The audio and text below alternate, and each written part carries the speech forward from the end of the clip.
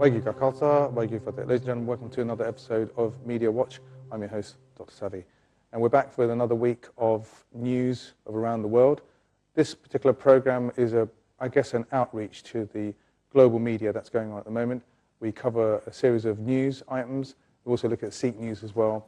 And we also have fantastic guests. And this week we have the return of Puneet Gurewal, who is councillor in the Hounslow West Ward for Labour. Thanks and welcome to the show. Wagyu Ka Khalsa, Wagyu Ka Fateh. Thank you again, Savi, for having me on the show. You're welcome. Good that you were flexible with your timing so we could do some recording together. And we have a lot of news items to cover this week.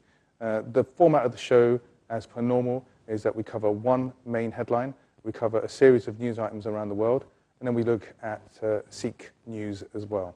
So without further ado, let's get going with the first particular item. Now, the very sad news that we hear about the English jihadist, as it's been described, who has beheaded an American journalist named James Foley. And we believe that the particular person who did that is a leader of a group of British fighters holding foreign hostages in Syria. And this is what we get from the Guardian newspaper, who've actually said that. I wanted to read one thing to you, Puneet, just which I thought was fascinating from the Financial Times this week. The Financial Times says, an American victim, a British killer, a region in turmoil, a Western world united in outrage, but bereft of ideas. As the Prime Minister of the UK shorts his holiday to come back for crisis talks, and President Obama joins the chorus of condemnation, the murder of US journalist James Foley has made one thing brutally clear: the relentless rise of the self-sized caliphate. Now that's actually, if you look that up, that means the Islamic State that they're actually going for in Iraq and Syria, is a problem that the UK can no longer ignore. So I'd like to say it's not necessarily the UK, it's a global issue, right? A few weeks back on our show, we had Dr. Garcher, and Dr. Garcher from the Gurdwara suggested that where is the spiritual solution? Where are the religious leaders? I wrote an article about it recently. Where is the Pope? Where are all these people that are supposed to be kind of leading the fact on spiritual thought? On if you look at interfaith groups, they all say, "Oh, we're all kind of the same, and we all have peace and love." But why aren't they exercising it? As we've been discussing, so what happened with James Foley was on a YouTube video, was then taken off YouTube. That fear has been embedded in everybody worldwide for however many people actually got to see the brutal killing live on YouTube. But then people looking at this group, a group that's not like Al-Qaeda being very small, named Muslim group. This really is a really big terrorist group, a terrorist group that the US fear. And if the US as a power, a superpower, are fearing them, then of course the rest of the world, and religious leaders included, are going to fear getting involved. What's quite important about this group is that they also have religious imams that have now joined up with the group. So it would be really the rest of the religious leaders kind of pleading with them and saying, this is what we think. Is there a way of now making peace? Bearing in mind that Mr. Foley he'd been taken hostage, I think, in 2013, and they'd been pleading with the family. They'd asked for a ransom of $100 million. Those talks had been going on. The family went to the US. The US then, went back and they said, we're not going to give in. They didn't give in. Now he's been killed. Where do we go from here? But of course, it's a solution, and it's something that we should try to kind of manifest that, look, religious leaders, we need your help. Let's see if you can do something. It's interesting that a couple of things that came out is, I think the British Muslim Council had said they'd condemned the whole situation, which is good for a Muslim group to come out and say that, I think the problem is that, they use the word, a religious tag. So it's like Islamist or Muslim suddenly becomes associated with something negative, whereas if you look at Muslim religion, it's quite peaceful, in terms of the kind of values that it tries to put across to the people who follow it. What's your view of, and I hate to quote Nigel Farage from the Independence Party, but he was on TV yesterday suggesting that if any of those people come back, the ones who were part of the group, they should lose their citizenship. They should actually have their passports taken away from them because they've made a decision to go over there and actually kill other people who are from different parts of the world. So their affiliation is effectively with a group of people that they can live with and kind of, distort their particular opinions and kind of go forward and profess this Islamic State that they're going for. So I appreciate the frustration that, look, if somebody's killed somebody, why do they deserve to have their citizenship? I understand that. I completely agree with that perspective of it. But in the UK, we live in a democracy where we've chosen to have a coalition government until next year. And what we've got to say is, look, if David Cameron, having returned from his holiday early, has come back and said, all of the laws in place do not need to be changed. That's what laws we need, which means that, no, we're not going to do what Nigel Farage is, professing that should be done. Then we've got to go along with that. We voted for him to be in that position of control. If he decides that our laws in this country suffice the way they are, that's the decision that's taken, and we need to go by that. UK thing, it's actually a European thing as well, isn't it? Because it's a human rights issue as well. But where are the human rights associated with the people that are currently as hostages? They've had their human rights taken away from them. The fact that they can actually be on the internet and killed on the internet. I wanted to bring up one point more, and this really comes across from Radio 4. Radio 4 yesterday were following a line of thought, this is BBC Radio 4, that what is an acceptable, it's all sad anyway, set of images. Now YouTube have removed that video of the beheading, and quite rightly so, because it can be upsetting to families and all the rest of them. But it's only in recent years that the media really have become a little bit more kind of savvy in terms of what they're doing, in terms of what images are shown. The problem that we have is that when people do this kind of really, really disgusting stuff, is that they're going for the shock tactics, and then they're using social media to really profess that their viewpoint is the one that everyone should go into. So, 1 million hits later, that means 1 million people have seen the bad stuff that they've done.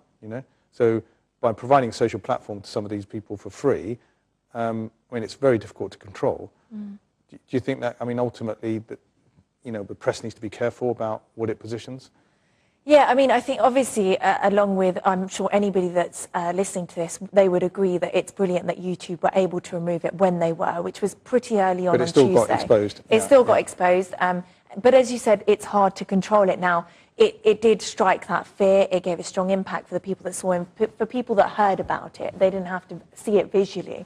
It was, worldwide straight after it had been taken off. But equally, Barack Obama has come back and said that we're not fearful of the fact that this has been put on YouTube. We're not going to say that because you've done this, we're going to step down and agree to everything. Every command that you say to us, we're going to agree to. So in a way, he's fought back and said, well, look, we're not sitting here scared. We are still going to retaliate. And he's fought back. But if there was a way, of course, to monitor that impact getting there, then it's a preferred method. Sometimes I find it so surprising that we've got so much power on the internet. We can't trace where these IP addresses and these internet addresses are and find out, but I guess that, people can do things via mobile phones, and there's probably a dark side of the internet where there's all hidden, where you can't really get access to where people are and what they're doing. Even the case with bin Laden as well. He escaped it for so long, but eventually they tracked him down. Now, let's move on to the next part of the program. We look at global headlines on the same kind of vein of negativity, and we have been covering Gaza before as well. We note that a Israeli cabinet minister believes that the military leader of Hamas deserves to die like bin Laden. Because obviously both sides are very kind of, one seems to move to the right, the other side seems to keep chucking bombs over. They seem to have, a stop and start ceasefire situation. I think the same thing applies to what we were saying before. They don't seem to be, I don't see any rabbis and I don't see any imams coming out and talking about this. But the fact that they've got to a point where people are describing, politicians are saying and describing the way that people should die, that doesn't sound very healthy, does it? No, not very healthy, but also it just seems like at the moment, as you said, it's a situation of turmoil. There's just, things are going on one side, then the other side, and they just keep retaliating and doing the same to each other. So kidnapping of teenagers, killing of leaders, when will it stop? But some intervention maybe, I'm not saying that it will be the solution, but maybe if religious leaders came together, including the Pope, and they sat down and said, look, this could be a possible avenue for solution. At the moment, there's no solution. People are dying, it's a humanitarian crisis. And their family members are dying as well. I think, for example, in Hamas as well, I think they've, some of them have lost their, family, whether it be their wives or kids, and everyone in the world has a right, if they can have kids, it's great, if, they kind of, have a family life and, see something where they can see everyone grow and they can nurture their kids. Nobody wants to live in a a zone where there's bombs constantly flying over, whether it be on the Israeli side or on the Gaza side. Things have got to such an extent, you know, they've escalated since 1948 and escalated in recent years with Hamas being in power, and also the Israeli government on their side being, you know, moving more to the right and saying, well, just bomb this, because we think that, you know, maybe they're hiding some bombs somewhere.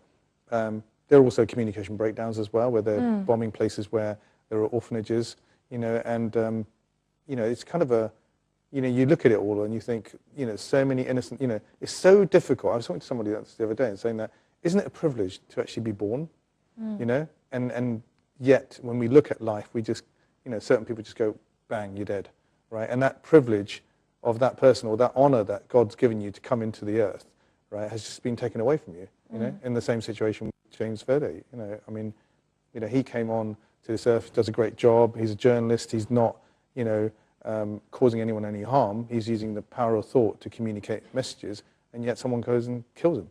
My question or query there is why, if we're looking at, you know, James Foley, or we're looking at this situation, there is obviously the need for some give in this.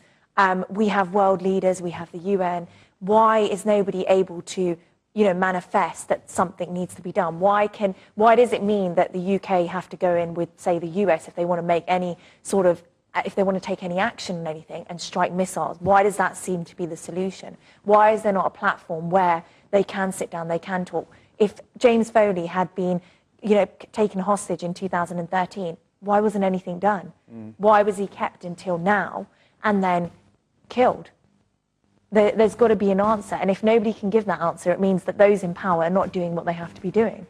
Yeah, it's either a situation where there's general apathy, and I think one of the things that we were talking about before we did the show was that, do you think there's an apathy amongst, do you think there's a fear or an apathy, kind of like the apathy comes from the fear, right? Kind of they both live together, that if people talk about this, then they feel that they might kind of get killed because they don't want to get involved. And again, it's the same situation that, you know, you kind of like a survival thing, isn't it? Like if I don't, you know, if you don't get involved and you don't get into the nitty-gritty of the situation, an extreme person might say, well, you know what you're talking about, and then kill you, you know? Yeah, it's definitely that fear. I mean, if we go back to 9/11, soon after that, you know, Blair decided to go into Iraq, and it was a decision taken by many, but he was the one who was at the forefront of it. Then we had 7/7. So you've got to see it. It's, you know, the leaders have to make decisions that coincide with the beliefs, the wants, and the safety of the people that they're responsible for. That's first to anybody. But it's definitely fear, and it's how do you stop that fear? Do you let these groups just scare off the rest? I think also we need to look deeper in terms of the, you know, if you look at how much money is being spent in the arms market, you know, they can still have wars, and yet they're trading arms. Where are they getting this stuff from? Where are they buying it from? You know, and the UN, for example, if they've got a peacekeeping force in place, right, it'll be sad if anybody killed anyone from anywhere, even if it be the UN Peace Force where they're in there. But then you go in there and say, look, you know, we are a representative of parties on both sides. If the UN group itself that went in and had Israeli people and had people from the Gaza side, or they had people in Iraq from different, you know, communities, and so maybe, I know that you can't do a negotiation with a terrorist, but if they could look at it and say, well, why are they killing their own people? You know, if they had people that, you know, if Muslims, you know, are part of the peacekeeping group, Muslims shouldn't be killing Muslims? No. Right? Or anyone shouldn't be killing anyone. But should they not look into it and say, well, I'm going to, you know, that's a brother, you know? So maybe there's that tact that can be used. And then again, you know, you're assuming there's reasonable kind of a approach with anybody who's got an extreme way of thinking. So let's move on to other news. Now, the ice bucket craze, you know? Completely different. Here's for something completely different, you know, as a Monty Python thing says. We see a situation, I got a video, hopefully the VT editors, who do a fantastic job, by the way, can actually show you the video now, and that video happens to be of George Bush. I've been challenged by several Americans to bring awareness to the ALS campaign. Woody Johnson, our daughter Jenna Bush Hager, Coach Jim Harbaugh, and recently Rory McIlroy.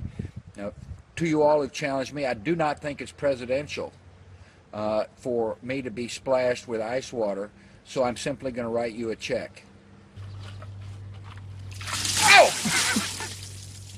That check is for me. I don't want to ruin my hairstyle. Now it's my privilege to challenge my friend Bill Clinton to the ALS challenge. Yesterday was Bill's birthday, and my gift to Bill is a bucket of cold water. For those of you interested in more information, please look up alsa.org. And that video shows the emphasis behind dropping your ego and actually going forward and actually communicating a message. Now, ALS is the charity that people are talking about, and the whole thing is known as the ALS Ice Bucket Challenge. The one you've just seen, hopefully, is the George Bush one, or you might have seen a screenshot of it. Now, this particular disease is a progressive neurodegenerative disease which affects the nerve cells in the brain and also to the spinal cord as well. I think it's known as motor neuron disease as well. That's the other name for it as well.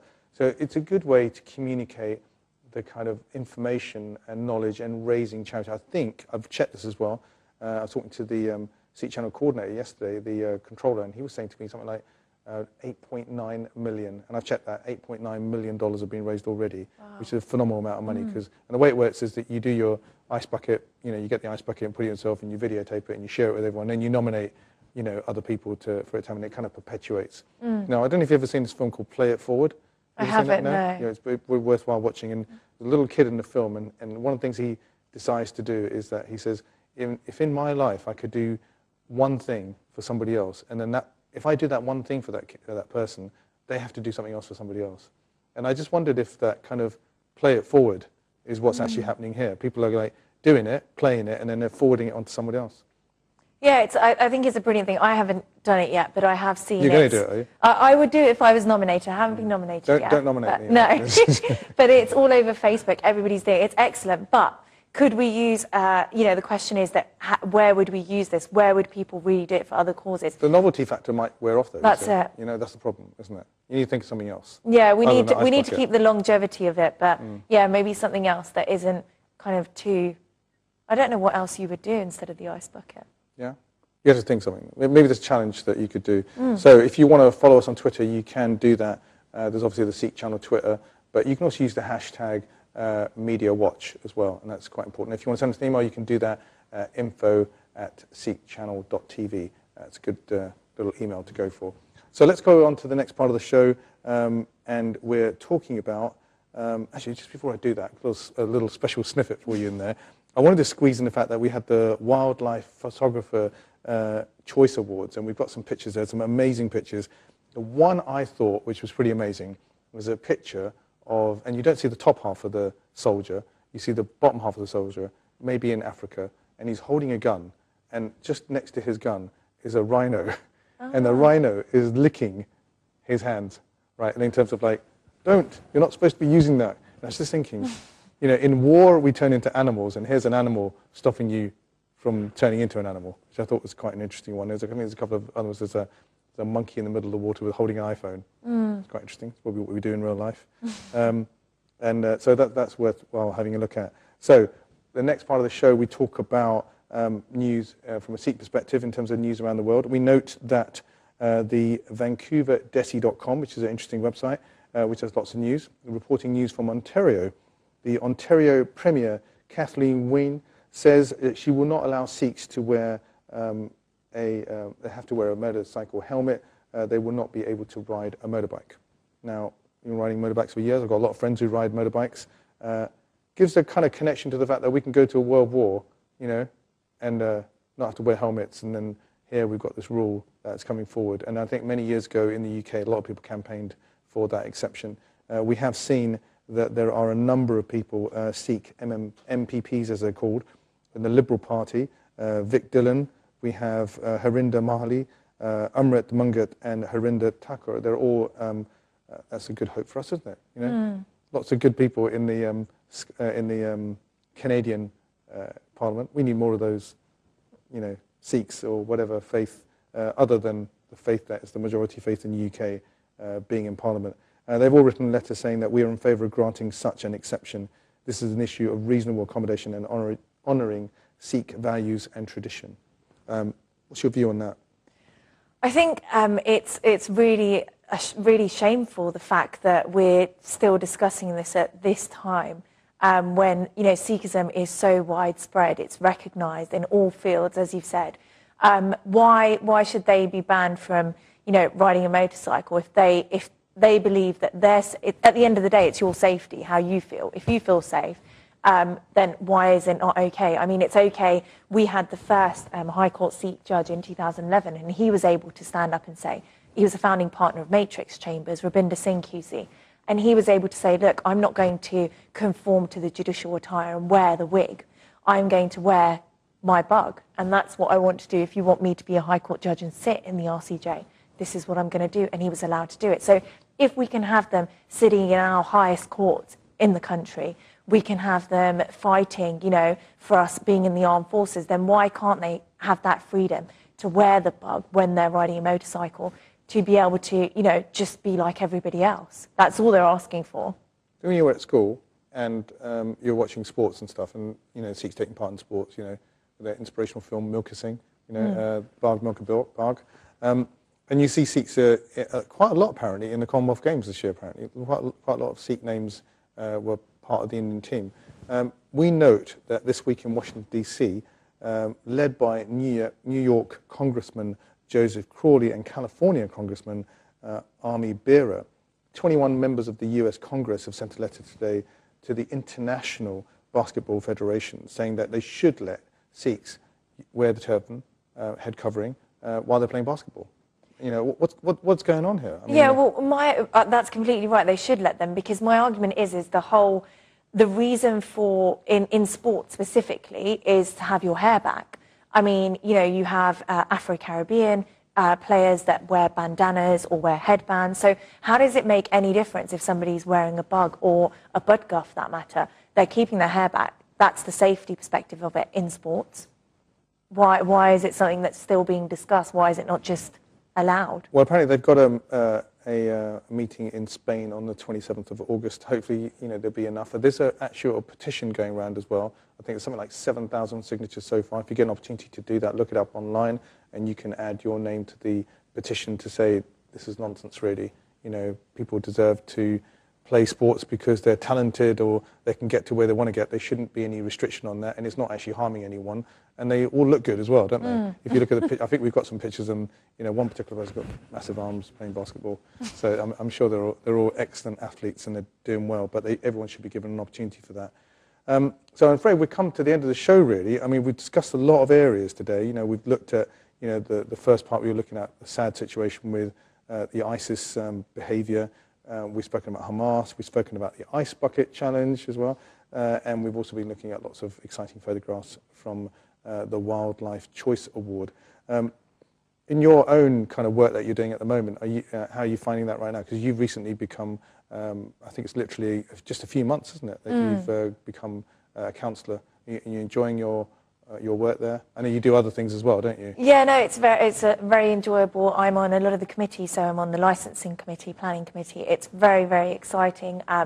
It's very interesting because you get to challenge real reasons why people are asking for certain permissions, and you get to, I mean, I've helped rehouse a certain individual, so you get to really feel that sense of helping people and seeing results manifest through them being able to live where they want, their children being able to go to school where they want. So yeah, definitely very, very excellent. And I encourage all young people to get involved with politics. I don't think there's enough youth involved. That was my question. You beat me to it, actually. That, you know, last time we spoke about the fact that, you know, is there a good mix of different people from different communities? You know, that's a demographic exercise. But on a demographic perspective, do you think there's a disproportion in terms of older and younger people? Are there more established people that are in there, that have been there for 20, 30 years? I'm not knocking the fact that they're still motivated to do things. It's quite hard work to be a counsellor. But do you think that it's disproportionate in terms of the young and old? I think it still is disproportionate. But I think what's important is, young or old, you need to make sure that you've got the right calibre of people. We were privileged to be joined by Joe Sidley QC last time I was on here. And, you know, what he said was absolutely right. You've got to make sure you've got the right calibre of people, they've got the knowledge, and they've got the want to be able to do the work that is involved with being a counsellor or any sort of politician. So, yes, the youth should come forward. There is an urgent need for, you know, young people to be represented in these positions. But also, you've got to have the passion and motivation to make change. And if you've got that, then come forward and join whichever political party you feel, you know, goes with how you feel, your beliefs, and what you want manifested. The question I would say, just as a kind of closing thing, and we've been talking about this in our show today, where we're saying that should religious leaders come forward and actually challenge the traditional negotiation tactics that are being used that are not actually working, or maybe we're not aware of what. And I think ultimately it's easy on a program to be critical and say, oh, you're not doing this, and we've been waiting for that. And do you think there's a certain amount of kind of non-awareness by the public, whether it be in international politics or whether it be local politics, where we don't really know what goes on behind the scenes? And should there not be an opportunity for any politician at any level to communicate how difficult it actually is, not to look for sympathy, but just to say, look, we have to go through like 10 committee meetings and read all the papers before we get things done. There's really a challenge for you to kind of cut some of those admin red tape things down. Yeah. Right, but if we know more about it from a public perspective, we can say to you, maybe you shouldn't be doing it this way. Maybe there are short-circuit processes that we can use. So we don't have to wait to become politicians to actually drive change, but you involve the public to involve change. Yeah, no, there's definitely the need for there to be, there's always the need in politics for there to be greater transparency and accountability. Yeah, I'm talking about involvement, not necessarily you communicating what you're doing, but us in being involved. Because you can go to a council meeting and you might find the same people there saying the same stuff, right? But how do you make it more engaging for the rest of us? How do we say, actually, we demand this change, and it is unacceptable that you're not able to drive change fast enough? I think it's a slightly different point. Yeah, the answer to that is having more public, open consultations and committee meetings so that anybody can come, anybody that's interested, and answer what they want and have answered whatever they want and question you. So, yeah, it's being able to organise those meetings, and the people that want to come should actually come and take time out. Or maybe target them a different way, absolutely. Okay, well, thanks very much, Monique, for coming on to the show. Thank really you. appreciate all your time and effort and energy and doing all the reading in advance to make sure that we can get a good comprehensive show. You're absolutely amazing. We'll get you back next time as well. Thank you. Yeah, that's not a qualification for you to get you back every time. No. But it's good that you're on. Thank you so much. And so that's the end of the show, really. Thanks very much for joining us on Media Watch this week, and we look forward to seeing you next time. Waigu Gakalsa, Waigu Fatel.